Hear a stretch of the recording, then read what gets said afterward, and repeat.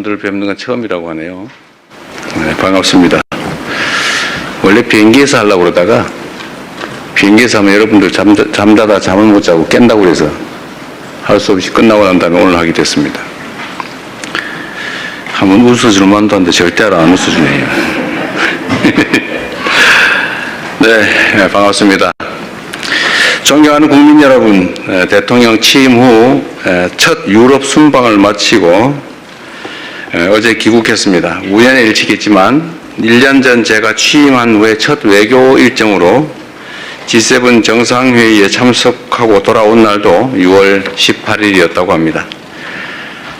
1년 전에는 G7이라는 다자 무대에서 민주 대한민국의 복귀를 알리는 것 자체가 중요한 성과였다면 이번 유럽 방문과 G7 정상회의 참석을 통해서는 지난 1년 동안 대한민국의 위상과 대한민국에 대한 국제사회의 기대가 확실히 높아졌음을 피부로 느낄 수 있었습니다.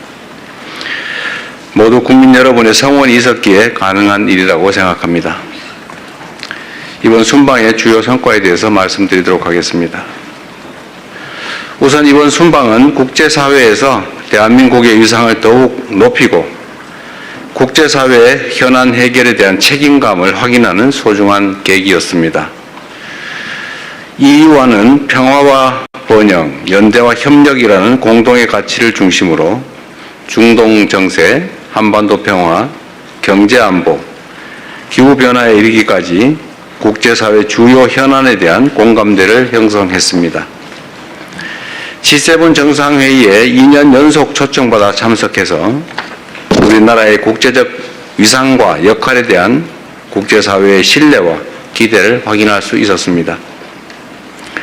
G7 회원국과 초청국이 참석한 2개의 확대 세션과 업무 오찬에서는 새로운 파트너십 구축과 국제연대 재건, 글로벌 불균형 해소와 공급망 안정, 안전하고 신속하며 효율적인 인공지능 도입 보장 방안에 이르기까지 글로벌 현안 해결을 위한 대한민국의 입장을 적극 개진하였습니다. 이 자리에서 저는 글로벌 경제 불균형 문제 해결을 위한 연대와 대화의 중요성을 강조하고 인공지능 등 다양한 분야에서 혁신을 촉진하되 안정성과 투명성, 책임성을 함께 확보해야 된다는 점을 지적하였습니다. 또한 중동 위기가 종식될 것으로 기대되는 만큼 향후 글로벌 에너지 공급망 강화를 위한 체계적인 해법도 함께 모색해 나가자고 제안하였습니다.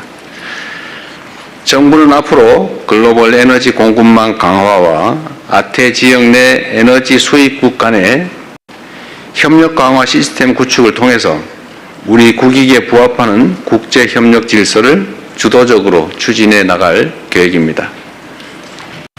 둘째, 이번 순방 역시 실용외교로 국익을 극대화하기 위해 노력했습니다.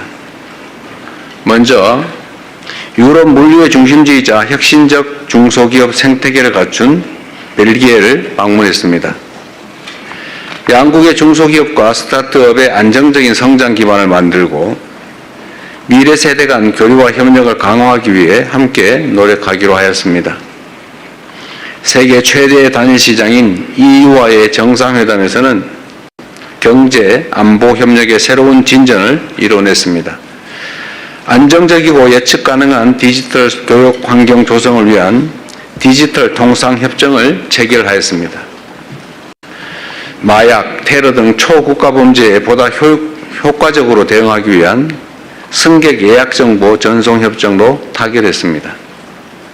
이를 통해 한국과 EU 간 디지털 협력과 국민 안전을 위한 공조 체제가 한층 강화될 것으로 기대됩니다. 무엇보다 EU를 방문한 것은 오는 7월 1일 철강 관세 할당 제도 조치 발효를 앞두고 한국산 철강에 대한 쿼터가 대폭 줄어들 것으로 우려되는 상황이었기 때문입니다. 이러한 조치가 무역 장벽이 되어서는 안 된다는 우리의 확고한 입장을 EU 지도부에 전달하였고 FTA 체결국이자 전략적 파트너인 한국에 대한 각별한 배려를 당부하였습니다.